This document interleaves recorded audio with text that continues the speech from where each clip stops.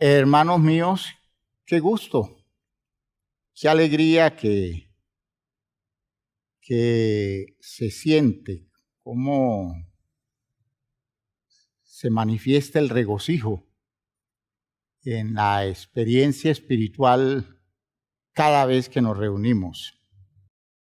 Hoy estamos en una jornada dominical nueva, especial. Dios está obrando,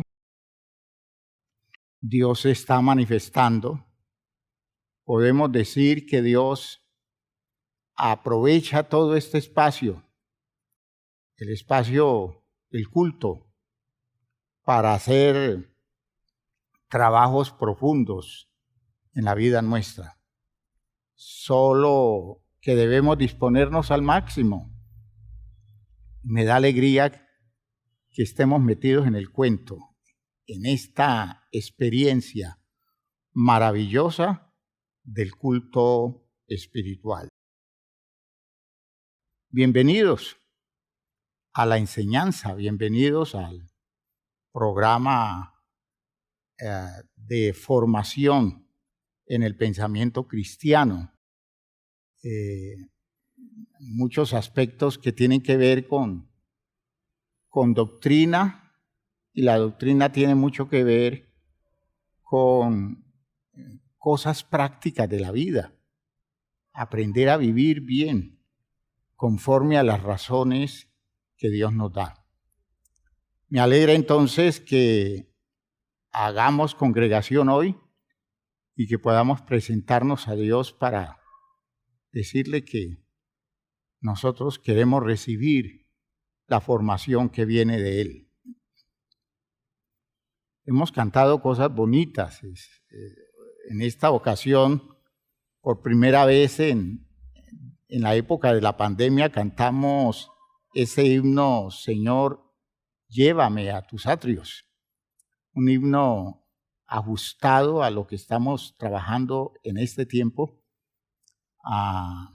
Un himno que puede ayudarnos mental y espiritualmente a hacer un recorrido por todo ese proceso del santuario, solo que ahora para nosotros con mayores razones, con más poderosos elementos de juicio, entendiendo que el programa de Dios se va superando y lo que ayer era un territorio de base, hoy va dando oportunidad a nuevas condiciones y a un nuevo nivel de experiencia. Así que pidámosle a Dios que nos oriente y nos dirija en este culto dominical, en su enseñanza. Padre eterno, gracias te damos por esta oportunidad, este tiempo maravilloso que como congregación nos generas como espacio. Gracias, Dios mío, porque estamos en el plan de perfeccionar nuestra vida acorde con las razones que tú nos das, con la revelación de tu palabra. Y estamos aquí expuestos a la acción del Espíritu, Señor, para que en razón a tu verdad, en razón a tu palabra revelada, nosotros podamos comenzar a tomar una postura existencial que cada vez nos haga mejores cristianos y cada vez nos convierta en personas más comprometidas con la vida en la voluntad tuya. Bendice a mis hermanos en las situaciones que tienen. Ayúdalos, Señor, para que descansen en ti y superen el nivel de preocupación que puedan tener en este instante, para que ocupen todo el espacio de su mente con esta actividad espiritual de la enseñanza, para recibirla, para asimilarla y para buscar caminos prácticos, para ponerla en desarrollo en razón a las claridades que tú nos estás concediendo. En el nombre de Jesucristo, entonces, confiamos en lo que vas a hacer con nosotros de aquí en adelante. Gracias, Padre Santo. Amén. Decíamos que la santificación no es un estado, sino un territorio donde se desarrolla un proceso. Eso es muy importante, hermanos míos. ¿Ya? Uno no dice, estoy en el estado de santificación. Eso no, ese estado no existe. ¿Por qué? Porque es un espacio en donde se pueden dar muchas cosas que conducen a la santidad. Por tanto, la santificación es un territorio especial que Dios dota con recursos abundantes. Y precisamente por eso hay que llegar allí, a ese territorio de santificación. ¿Para qué?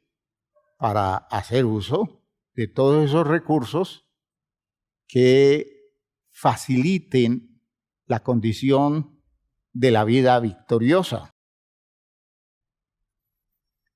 Decíamos que la más significativa figura del proceso de santificación era el tabernáculo, que luego, cuando el pueblo se hizo sedentario en la tierra prometida, fue sustituido por el templo.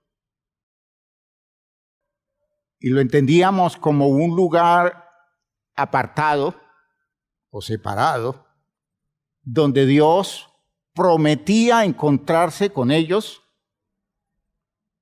en un espacio distinto del común y donde se tendrían que hacer cosas que no fueran comunes. El campamento estaba para hacerlo común, pero cuando ellos decidían llegar al santuario, al tabernáculo, el tabernáculo estaba reservado para cierto tipo de cosas que se salían de lo común para convertirse en acciones pertinentes alrededor de el uso adecuado de los recursos de Dios para el bienestar de la vida del creyente o de la comunidad.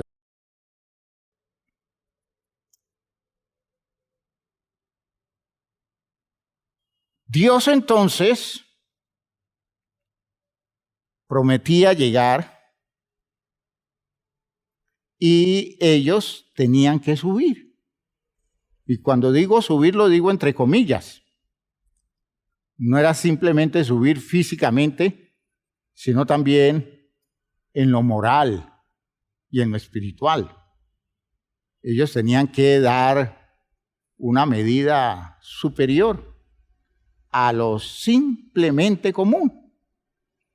Y en esas condiciones, de gracia de Dios, Dios humillándose hasta bajar allí, y de disposición y consagración de ellos, se daba el encuentro.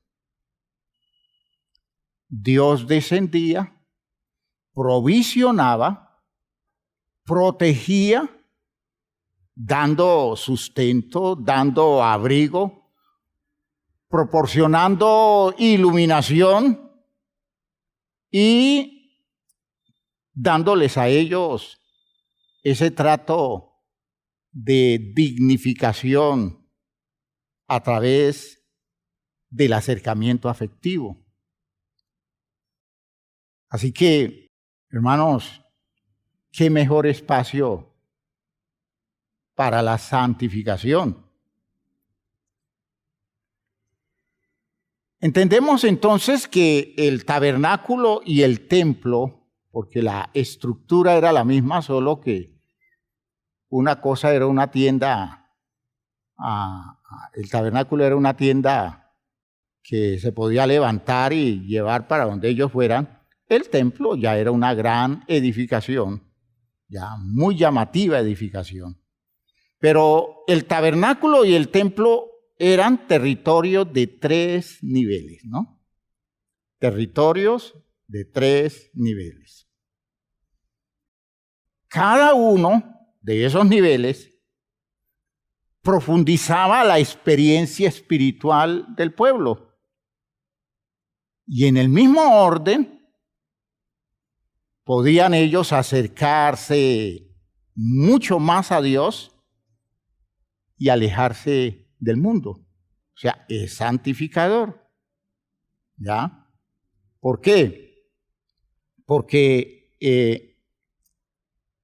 cuanto más profundo yo lleve mi experiencia espiritual, más distinguida es, más particular es, más distinta del resto. Y cuanto más cerca de Dios esté, a través del recorrido que hago, atrio, lugar santo, lugar santísimo, cuanto más cerca de Dios esté, más lejos del mundo me voy a encontrar. Vean ustedes que todo eso tiene características de santificación. Entonces nos encontramos con el primer territorio que identificábamos como el atrio, y podemos decir que era la dimensión más elemental dispuesta para garantizarle al ser humano la liberación básica del mal con 2 recursos poderosos como son el sacrificio, o lo que en la figura del Antiguo Testamento y en la explicación del Nuevo se define como la sangre, ¿no? Sacrificio como sangre. Pero fíjense ustedes que la idea de fondo no era la sangre por la sangre, sino por la dignificación del sacrificio. ¿Ya? Era porque una vida se entregaba en función de un propósito. Y yo quiero que vayan captando bien esa idea, ¿ya? Cuando nosotros hablamos del derramamiento de la sangre de Jesucristo, nosotros creemos que es, claro, la sangre que corrió, la sangre que llegó hasta el piso, la sangre que cubrió el madero de la cruz. Hermanos míos, no es la sangre. La sangre es la expresión usada para dar testimonio del sacrificio de alguien. Alguien se sacrifica. Y en ese sacrificio hay una disposición de la vida de una persona en función de un interés. Y por eso cuando se habla de sangre, en el centro del término sangre está la idea de sacrificio. De modo que se presentaban los 2 elementos santificadores del atrio, que era el sacrificio, y para eso se usaba el altar de bronce, y lo que se buscaba con el acto sacrificial era romper con la servidumbre que producía el pecado, romper con el sistema del mal. Y el otro elemento santificador era el agua del lavacro, que representaba la limpieza que sirve para desprender las adherencias del ambiente.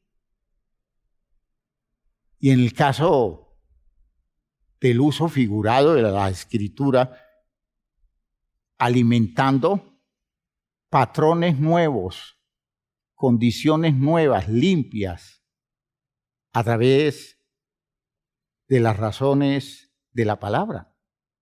Porque el factor que limpia en palabra de Jesús es la palabra. Le dijo Jesús a sus discípulos: ya vosotros estáis limpios por la palabra. De modo que el agua, como símbolo de limpieza, no está alrededor de un segundo símbolo que se toma de él, por ejemplo, el símbolo del bautismo, que de hecho se toma en referencia del agua, pero el agua no está simbolizando el bautismo, ¿ya?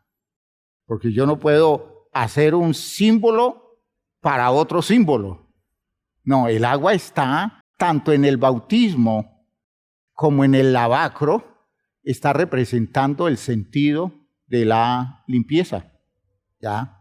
El sentido de la purificación, porque esa es la razón de ese lavamiento del agua por la palabra, ¿no?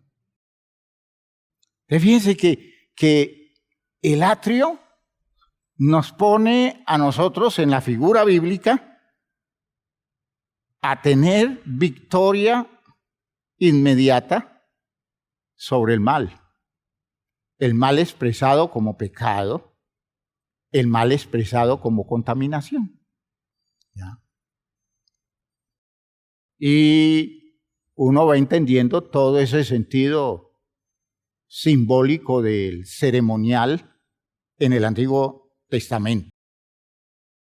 Cuando hablamos del lugar santo, de hecho el lugar santo indica más profundidad que el atrio, ¿ya?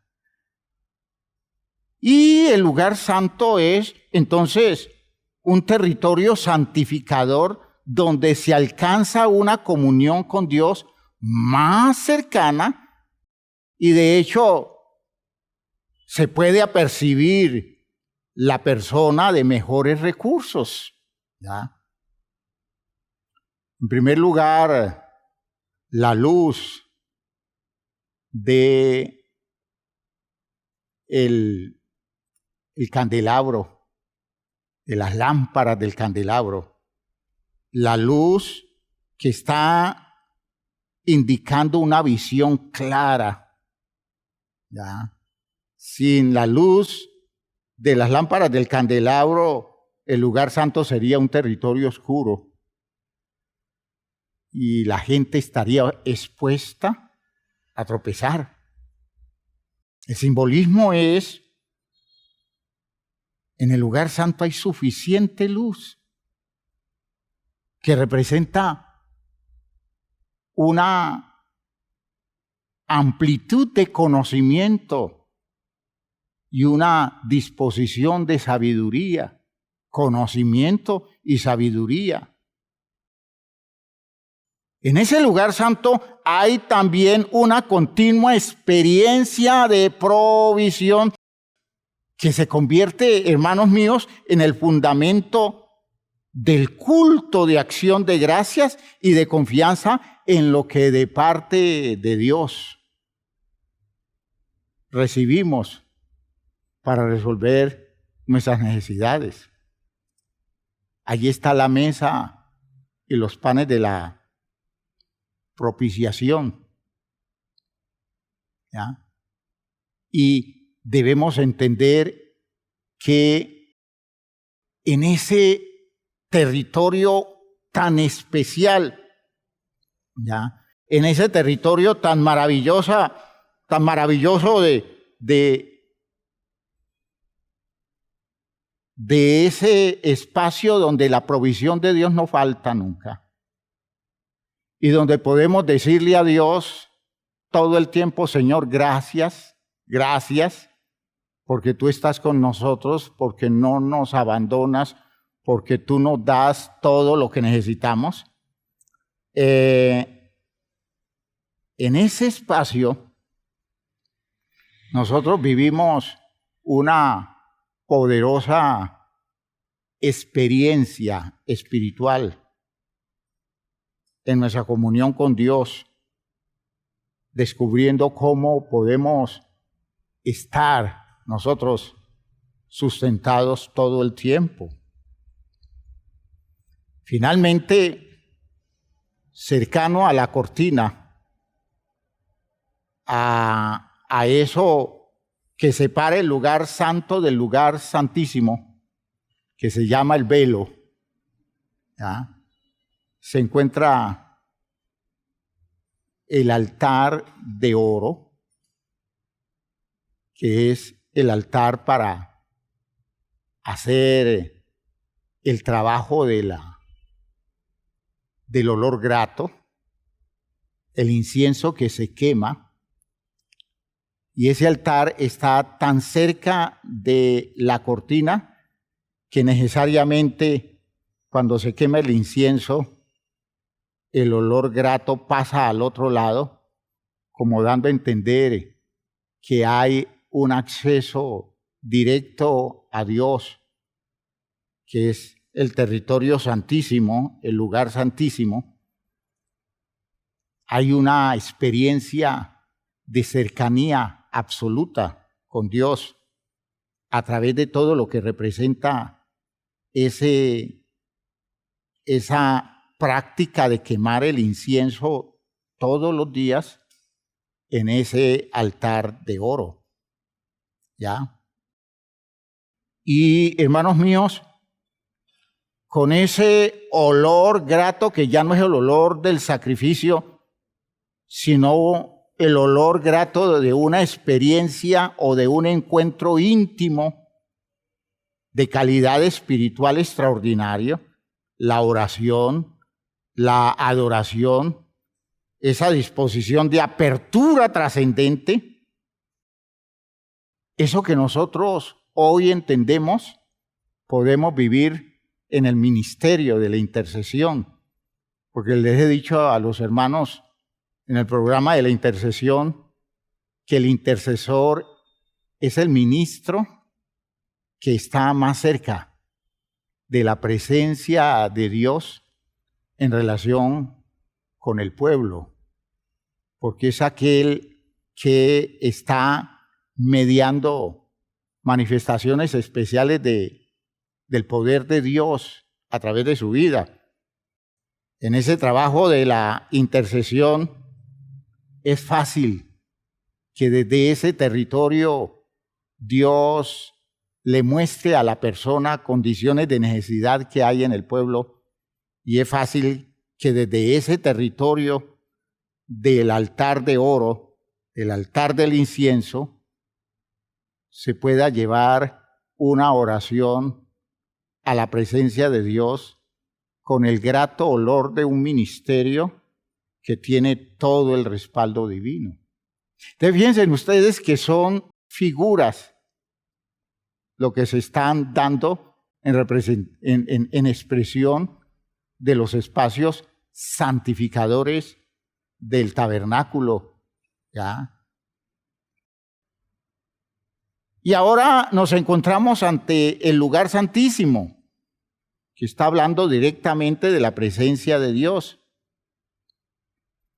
que nos permite entender que en ese proceso santificador hay un momento en que podemos acceder a Dios tan cerca de Él, que se ha justificado todo el recorrido que se ha hecho desde el atrio, lugar santo, pasando por el velo, porque todo lo que estábamos buscando era encontrarnos con Él.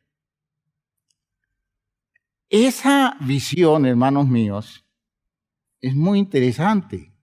¿Por qué? Porque a través de esa visión nosotros entendemos que todas las estructuras del culto establecidas por Dios, hermanos, son dinámicas, son significativas y tienen su valor más allá del simple ceremonial.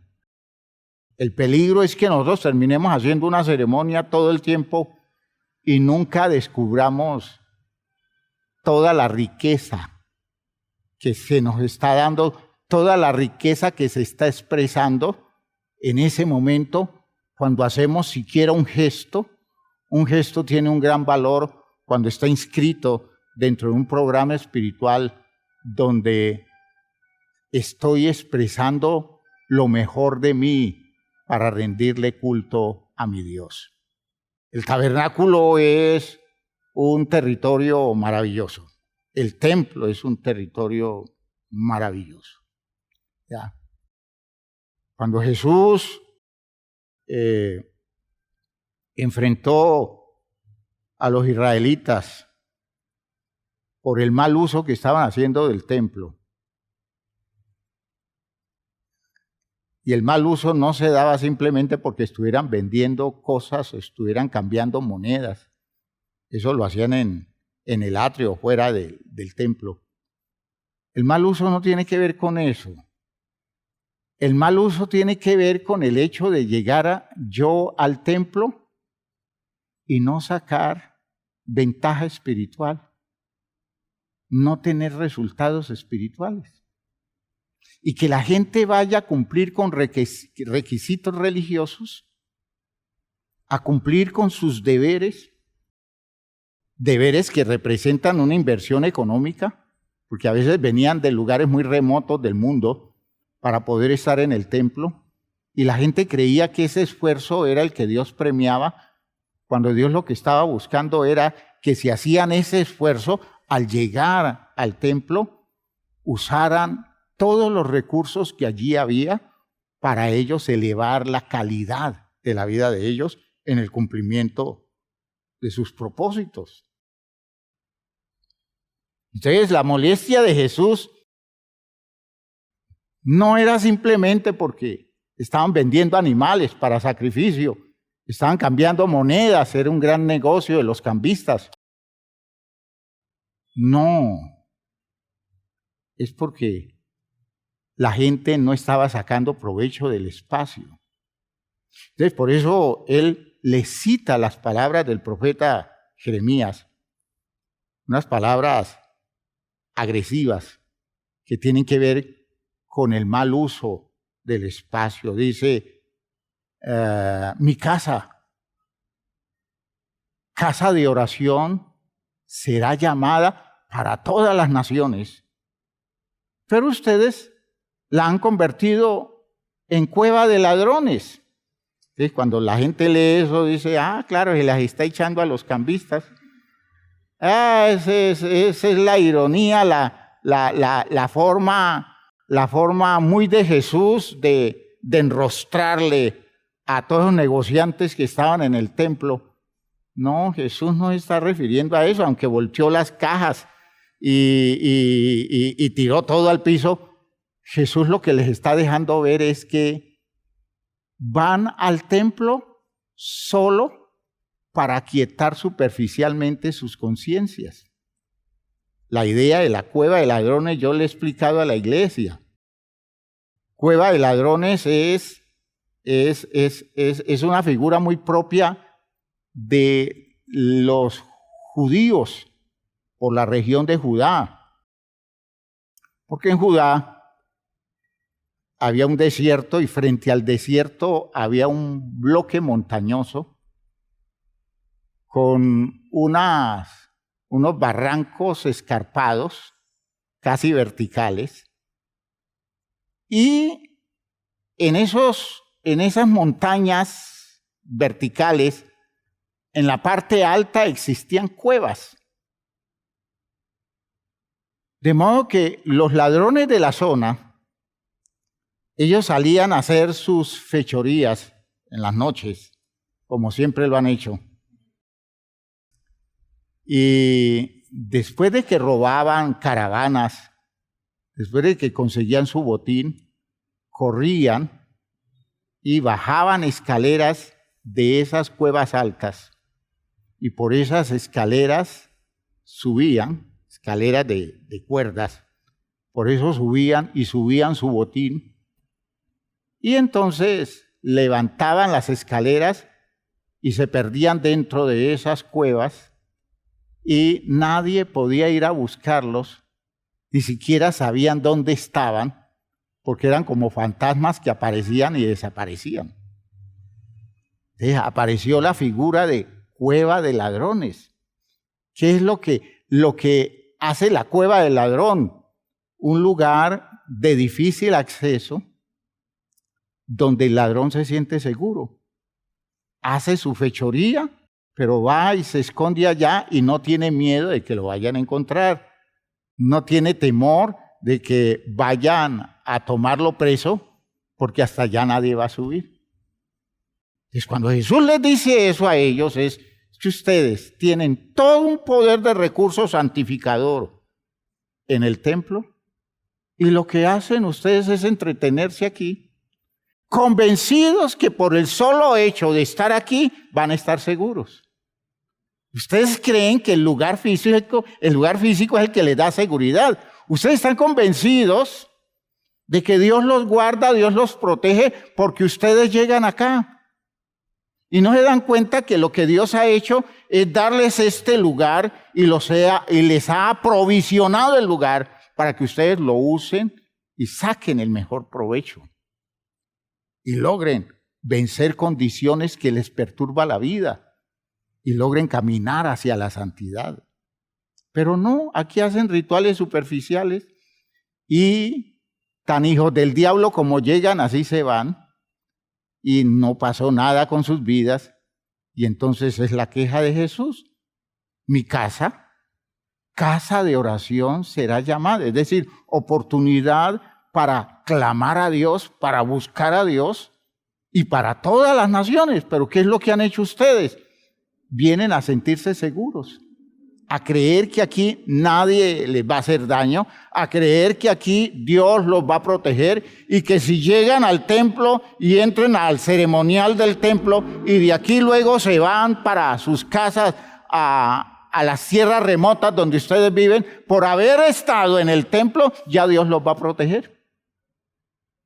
Y Jesús está atacando todo ese juego de superstición, porque cuando Dios abre un espacio de santificación, es para que lo usemos, no para que nos entretengamos, no para que juguemos a la ilusión de Señor, mira que yo estoy aquí, ayúdame, bendíceme, protégeme, sálvame.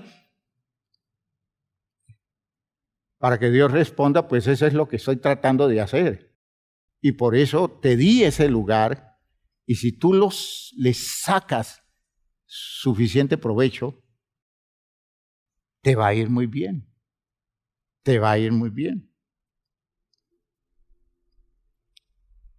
Pero vean ustedes que con todo lo que eso es, espiritualmente hablando,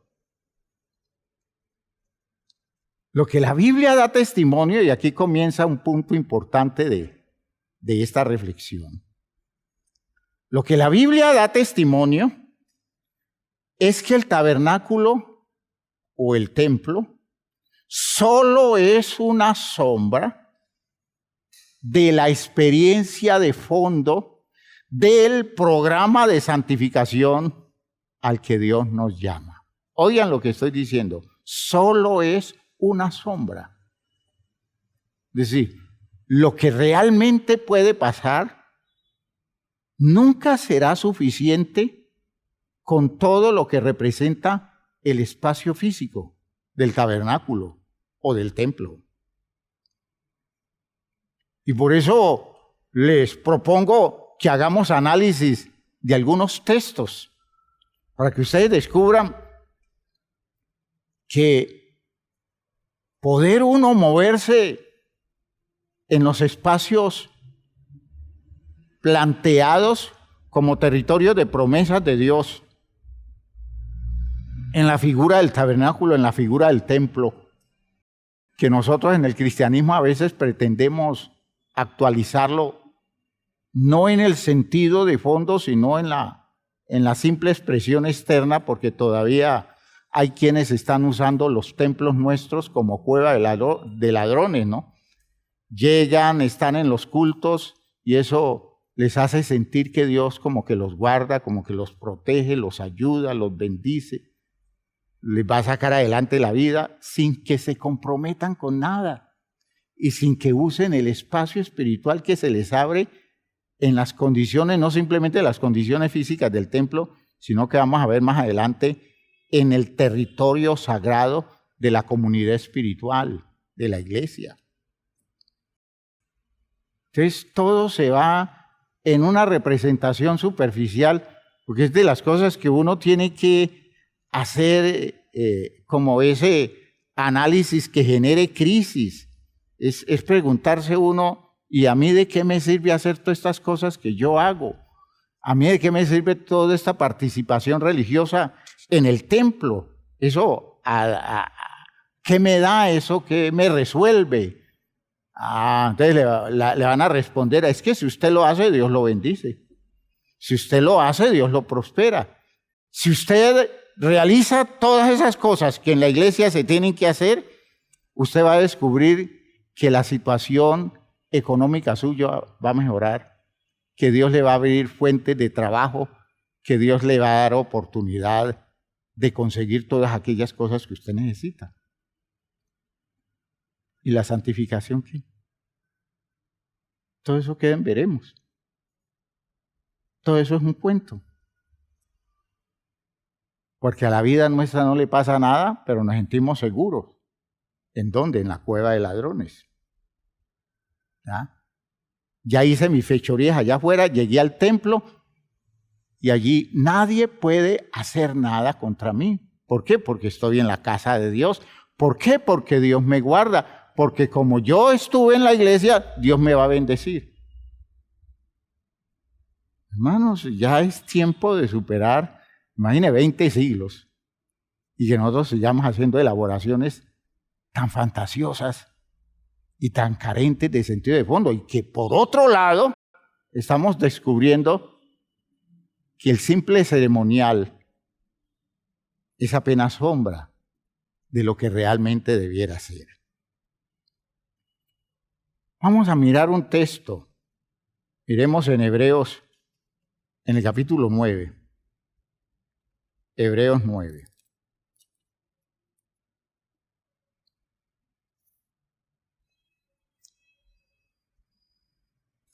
Miren cómo el escritor a los Hebreos explica, hablando de todo eso que representa, el capítulo 9 describe toda la organización del tabernáculo, especialmente de los dos aposentos, el lugar santo y el lugar santísimo,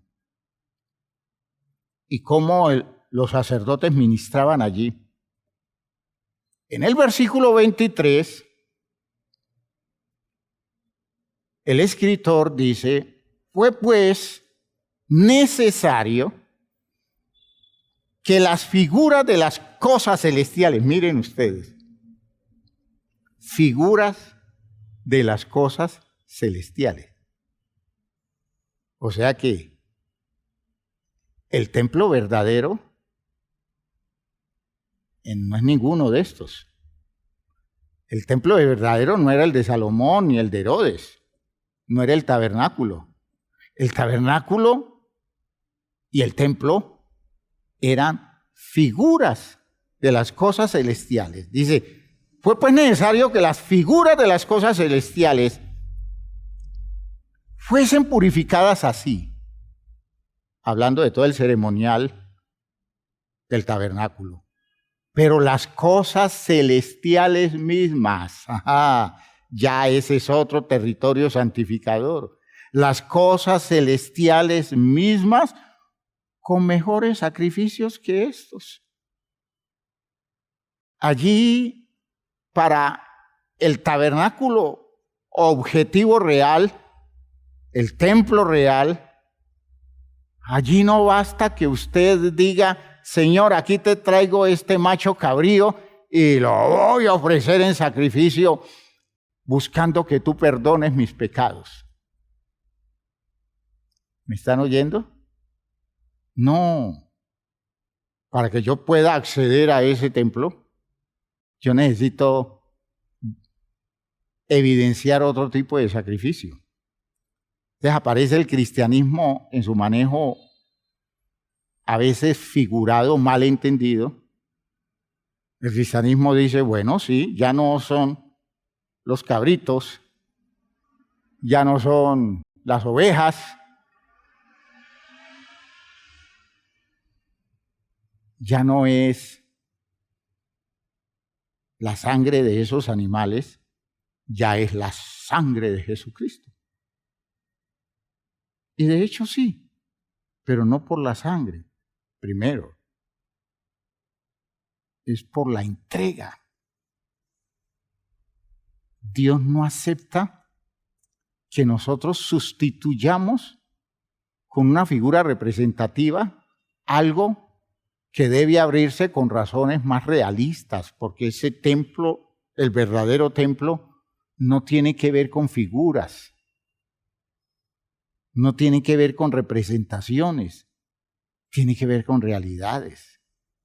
Esto es muy interesante, muy interesante. Ahora, por otro lado, cuando entendemos el poder de la obra de Jesucristo que lo lleva hasta abrirse paso hasta el templo verdadero, que es el celestial, donde hoy ministra, y que lo hizo a través de su esfuerzo, de su sacrificio, nosotros decimos, es que ya Jesucristo lo hizo, por tanto yo voy derecho para allá, porque ya Jesucristo logró abrirme el camino para que yo llegue. Claro, Jesucristo me abrió el camino. Pero el sacrificio de Jesucristo lo colocó a él allá, abrió el camino para mí. Sin embargo, usando todo eso como recurso de Dios, yo debo hacer mi propia entrega. Porque no me basta la sangre de los animales que se sacrifican en el templo antiguo. Y en la práctica, yo no puedo decirle a Dios, yo estoy viviendo de cualquier manera, pero Cristo ya murió por mí. Porque Dios me va a decir, pues lo que Jesús hizo puede dejarte ver cómo es que se llega acá. De modo que tú tienes que aprender a renunciar, aprender el espíritu del sacrificio, de la entrega, de la disposición en la que tú te desprendes de cosas para darle validez a lo que realmente tiene validez, porque de otra forma no vas a llegar aquí. Pero es que la sangre de Jesucristo es suficiente. ¡Claro que es suficiente! Pero es suficiente para permitir que en tu entrega personal tu disposición tenga validez que te da derecho a estar donde Él está. Yo espero que me estén entendiendo bien esta idea.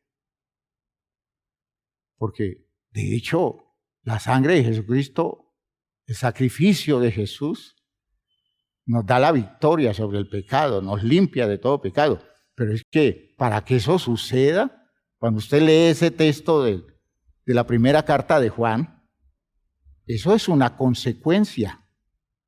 Esa no es la causa de entrada, es una consecuencia. Dice, Dios es luz, dice el texto. Miren ustedes, para que lo analicen. Dios es luz y no hay ninguna tinieblas en Él. Si andamos en luz, como Él está en luz, es decir, si vivimos inmersos en la claridad, comprometidos con la claridad, con la objetividad, por tanto, si estamos trabajándonos la vida a la luz de la claridad que nos está llegando de parte de Dios. Tenemos comunión los unos con los otros, primera consecuencia, y la segunda consecuencia es, y la sangre de Jesucristo, su Hijo, nos limpia de todo pecado. La eficiencia de la sangre de Jesucristo, que es poderosísima en ella misma, en el caso de mi propia vida se potencializa con mi disposición para vivir en la luz que Dios me provee dentro de ese territorio sagrado de santificación que me abre a través de la iluminación del lugar santo. Fíjense ustedes que esto no se da si yo no me comprometo. En ese templo verdadero se demanda el compromiso no solo del ministro que entra por nosotros, sino de todo el pueblo, porque esta tiene ya otra característica. Allá tienen que llegar todos. No uno por todos, sino uno primero y los demás detrás de él. ¿Ya? Por eso dice, porque no entró Cristo en el santuario hecho de mano, figura del verdadero, sino en el cielo mismo, para presentarse ahora por nosotros ante Dios. Y no para ofrecerse muchas veces, como entra el sumo sacerdote en el lugar santísimo cada año con sangre ajena. Él lo hizo una vez, se ofreció. Y cuando dice se ofreció, no fue que simplemente se dispuso a ir al Calvario. Se ofreció una vez el día que él tomó la decisión de entregarse de lleno a la obediencia a Dios. Ese ofrecimiento no se dio en la cruz. En la cruz se da el acontecimiento final, pero el ofrecimiento lo hizo él cuando se bautizó. Cuando él tomó la decisión, y al tomar la decisión de bautizarse, se entregó definitivamente a la causa de la obediencia a Dios que consumó en la cruz del Calvario. Y por eso cuando Jesús está en el bautismo, sale del agua, Dios da testimonio de cómo se siente agradado por la decisión y la postura de ese hijo que se la juega toda por obedecerle a él. Este es mi hijo amado, en él tengo toda complacencia. Fíjese que el momento decisivo de Jesús no fue el Calvario. De hecho, fue el momento duro, complicado de su decisión.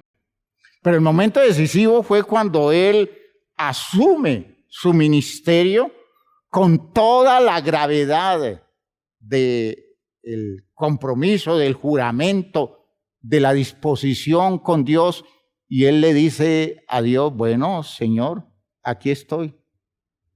Y estoy para lo que venga. Y de hecho, fue fiel. Y fue fiel hasta la muerte. Nunca se torció. Fíjense ustedes que esa disposición es la que va determinando todo el programa de sacrificio de Jesús. El sacrificio no fue simplemente ese momento que llegó a la cruz. Ese fue el último momento, pero él vivió abnegadamente, sacrificadamente, dispuesto todo el tiempo a jugársela por Dios, aunque le dolía en el alma.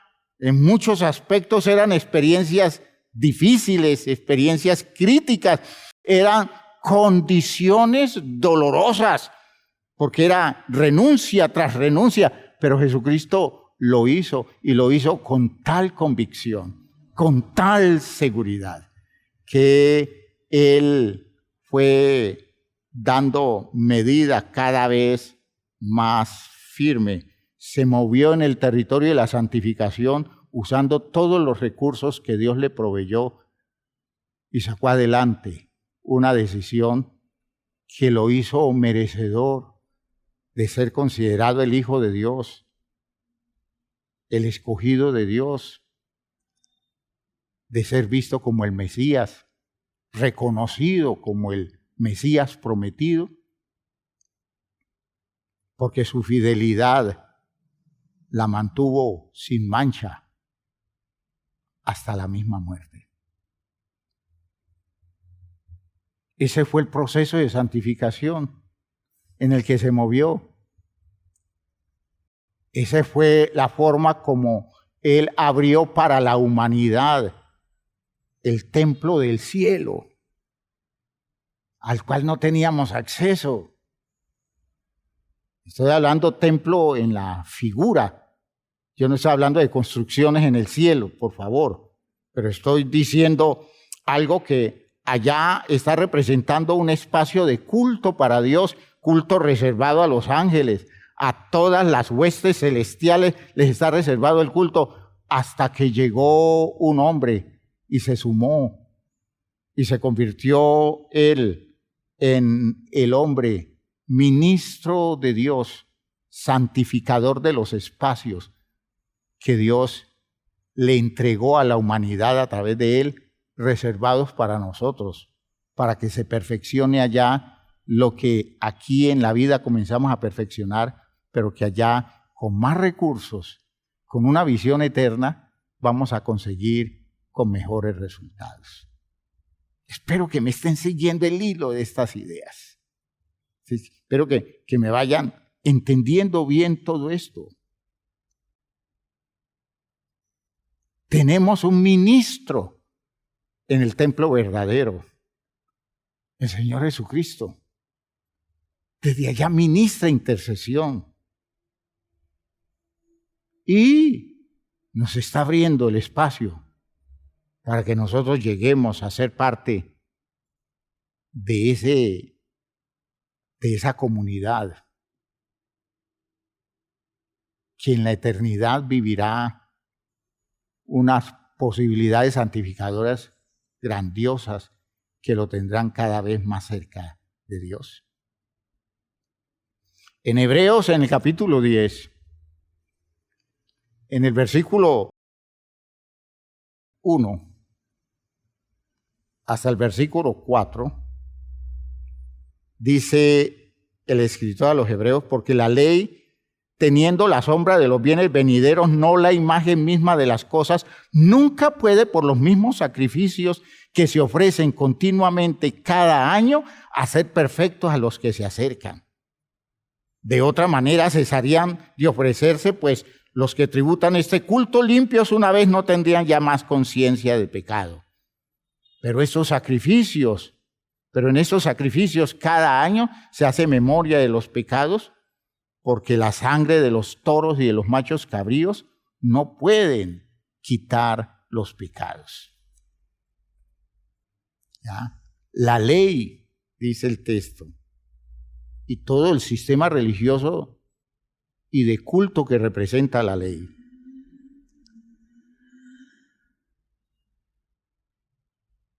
siendo la sombra de los bienes venideros, porque representa una sombra. ¿Ya? Una sombra proyecta, los bienes venideros proyectan una sombra y la ley nos deja ver esa sombra, y en esa sombra nos ubicamos nosotros para vivir la experiencia de santificación que nos aporta ese territorio. Fíjense que estamos siendo santificados solo desde la sombra de los bienes verdaderos, de los bienes de fondo. ¿Ya? Es una cosa extraordinaria, porque no es la imagen misma de las cosas, no es ni siquiera imagen, es sombra. Y fíjense que una imagen es una cosa que tiene, digámoslo así, relieve, que por su forma de presentarse da profundidad, da detalles. La sombra no da sino a la muestra periférica de las cosas. La sombra apenas da una silueta, ¿ya? La sombra no tiene el poder de dejarnos ver las cosas como realmente son. Y podemos decir que es más pobre la posibilidad de un culto objetivo, según lo muestra este texto. Fíjense, ¿qué culto puedo hacer a través de una sombra? ¿Qué ideas puedo elaborar? Y sin embargo, se practican muchas cosas bonitas y de hecho surten efecto. Pero ¿cuánto mejor sería si yo tuviera de pronto una visión no de sombra, sino de imagen. Y cuánto mejor sería que en vez de imagen yo tuviera la oportunidad de encontrarme frente a las cosas como son. Encontrarme en el territorio objetivo. ¿Ya? Esa muestra de silueta, ¿ya? Permite ver el perfil, pero carece de sustancia, ¿ya? No evidencia detalles, no tiene cómo evidenciar detalles. Es una pobre proyección. Dios le dijo a Moisés, según Éxodo 25:40, mira, observa y hazlo conforme al modelo que te ha sido mostrado en el monte. Se le mostró un modelo a Moisés. Moisés con sus capacidades humanas tratando de hacerse un dibujo mental de una cosa de valor celestial, hermanos. ¿Qué tanto podría ser la capacidad de Moisés para ver la grandeza de lo que había allí? Por tanto, lo que alcanzó a ver Moisés fue una cosa apenas superficial, solo que entendió las medidas que le daban, pero no se dio cuenta de toda la riqueza que había allá. Y entonces, por eso, cuando luego las personas que van entendiendo el programa de Dios, del mismo pueblo de Israel, se plantean qué debió ser lo que se le mostró a Moisés, ellos logran ellos mismos decir, es que Moisés todo lo que tuvo fue oportunidad de proyectarnos la visión de la sombra, porque no tenía cómo ver el asunto en la objetividad ideal. ¿Ya? Fíjense ustedes que estamos moviéndonos en esos espacios en donde tenemos que reconocer que es preciso que nosotros podamos ir descubriendo una profundidad mayor que la del territorio del tabernáculo como lo manejaba Israel. ¿Ya? El territorio del templo como lo entendían ellos. Tenemos que descubrir que allí hay una cosa más profunda y que hoy Dios, a partir de Jesucristo, tiene posibilidades de revelarnos contenidos donde poco a poco todo lo representado va quedando atrás para dejarnos ver el valor real de lo que allí se está dando. Y por eso, entendiendo que necesitamos ir avanzando en esta idea, podemos decir que llegue el momento en que el templo y el tabernáculo se quedan cortos. Llega el momento en que Dios va quitando elementos, va cortando elementos. Dios va quitándole a esa estructura su sentido representativo, esa capacidad de santificación. Dios quiso que ellos fueran poco a poco perdiéndole importancia para que descubrieran algo más grande. Y es allí donde me entra la sospecha de cómo Dios permite que en 2 ocasiones el templo que ellos levantan sea destruido. El templo de Salomón, el gran templo de Herodes, ambas magníficas edificaciones, orgullo de ellos. A Jesús los discípulos que quisieron impresionarlo y dijeron, mira, Señor, este edificio tan hermoso. ¿Ya? Y Jesús les dice, entendiendo el propósito de Dios, va a llegar el día en que de esto no quedará piedra sobre piedra, ¿ya? Porque todo será tirado al suelo. Dios permite la destrucción de ese lugar valiosísimo, de ese lugar especial de santificación. Debe ser porque quiere que ellos vean algo más grande, que ellos descubran el sentido de su programa como más amplio. Es un método pedagógico de Dios de quitar para que puedan ver algo más grande. Y de pronto, hacia donde quiso tirar Dios desde muy temprano, la visión del pueblo es hacia las realidades espirituales trascendentes, hacia la realidad celestial.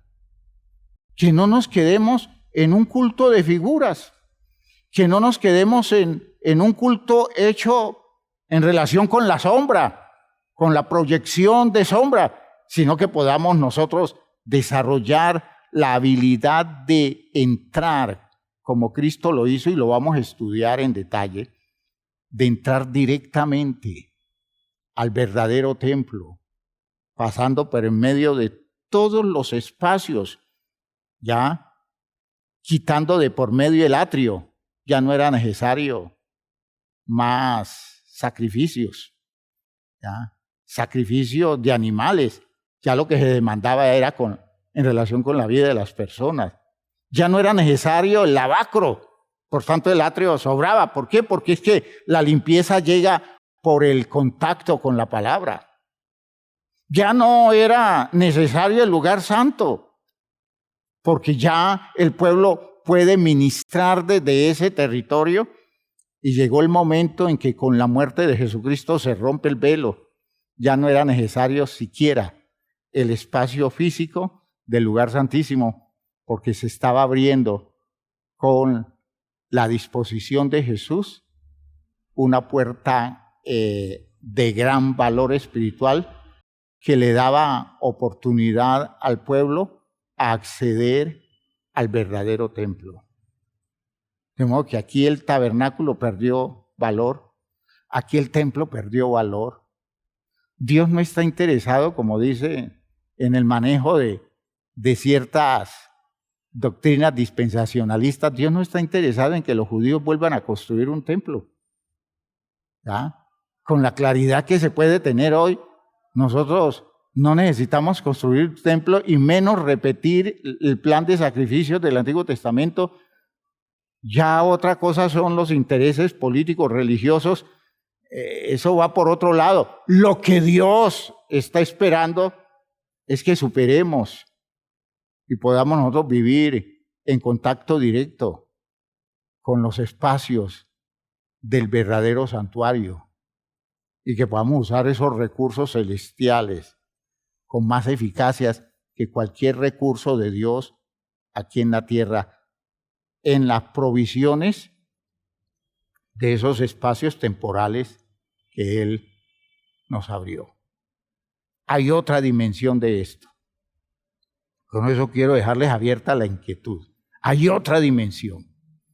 Hay una dimensión de carácter espiritual mucho más poderosa que yo quiero que la iglesia lo entienda, lo valore y se meta en esto.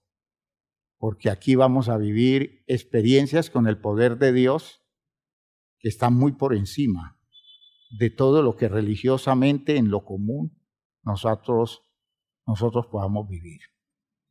Que Dios nos ayude.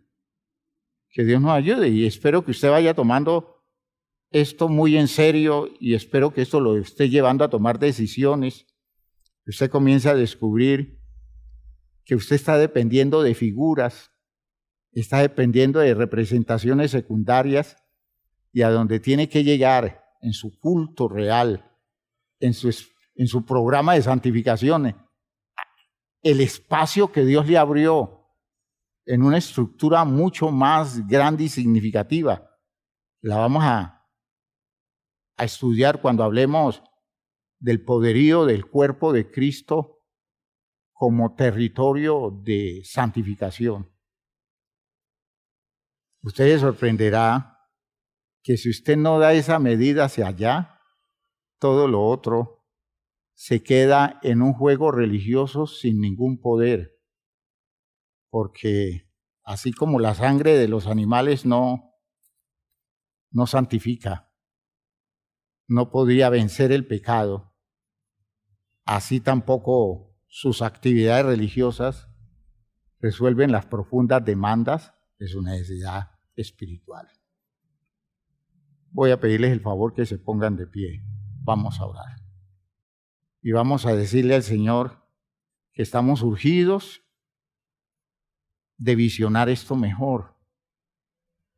Estamos urgidos de entrar en espacios de santificación reales. Que estamos necesitados, con angustia necesitados,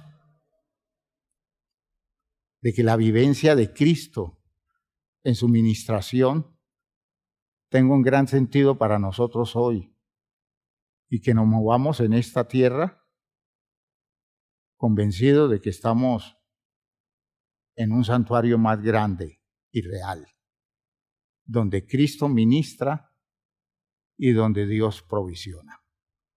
Que Dios nos ayude. Padre eterno, te damos gracias por esto que nos has dado, por esta experiencia espiritual magnífica en la que tú nos has venido comprometiendo, despertando esa motivación para estar más cerca de estas claridades que puedan salvar nuestras vidas.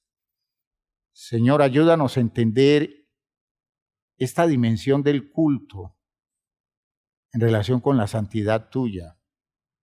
Ayúdanos a entender esta perspectiva de nuestra vida espiritual, de nuestro compromiso espiritual. Ayúdanos a vivir esa condición maravillosa de tal manera que cuando nos encontramos congregados, nosotros podamos potencializar nuestra congregación con recursos que van más allá de lo que hay en este mundo. Danos ese nivel de conciencia para movernos en la esfera del verdadero santuario que existe, en el cual tú nos has reservado un lugar, porque nos has invitado a la santificación a través de los recursos maravillosos que nos has provisionado a través de Cristo Jesús. Padre mío, ayuda a tu iglesia a no quedarse en lo común. Ayuda a tu iglesia a dar el salto que debe dar. Ayuda a tu iglesia a entender esto y a profundizar la experiencia espiritual, porque, Señor, de otra forma no hay futuro. Y yo sé, Señor, que tienes todo el poder y la capacidad para despertar en nosotros este tipo de conciencia y movernos hacia otro nivel del compromiso. En el nombre de Jesús el Señor. Amén. Amén. Hermanos míos, que el Señor los bendiga, que el Señor los fortalezca, que el Señor les dé una claridad mayor cada vez. Y si esto le comienza a despertar inquietud, busque ayuda, pero no se conforme, porque usted necesita desarrollar una experiencia en Dios extraordinaria. Dios les bendiga a todos.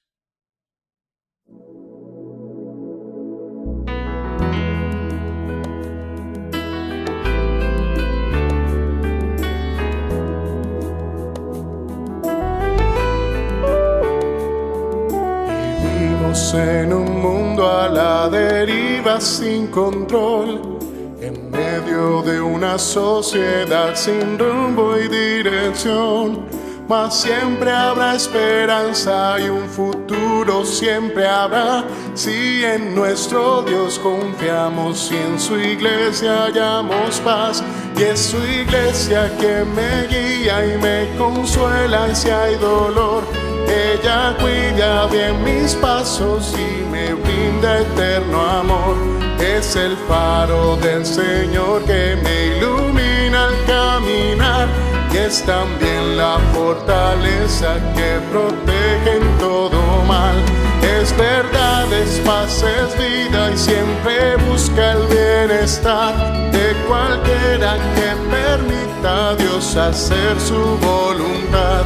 En su amparo es que yo crezco, pues a ella pertenezco. Gracias Dios, pues sé que en tu infinito amor has brindado con tu iglesia salvación.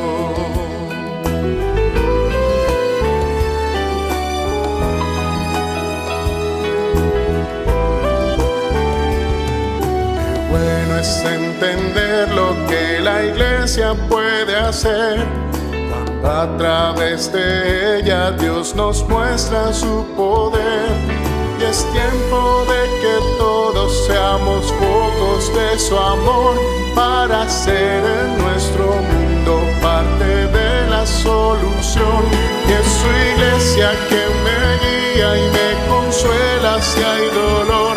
Ella cuida bien mis pasos y me brinda eterno amor. Es el faro del Señor que me ilumina al caminar. Y es también la fortaleza que protege en todo mal.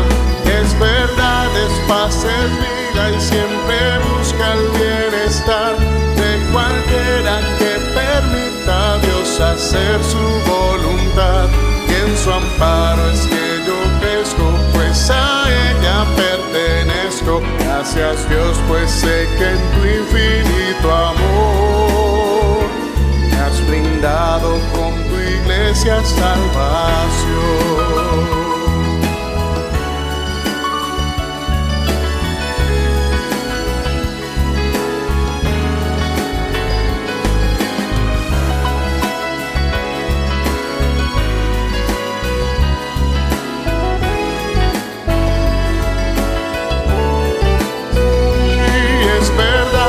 Paz es vida y siempre busca el bienestar de cualquiera que permita a Dios hacer su voluntad. Y en su amparo es que yo crezco, pues a ella pertenezco. Gracias Dios, pues sé que en tu infinito amor me has brindado con tu iglesia salvación.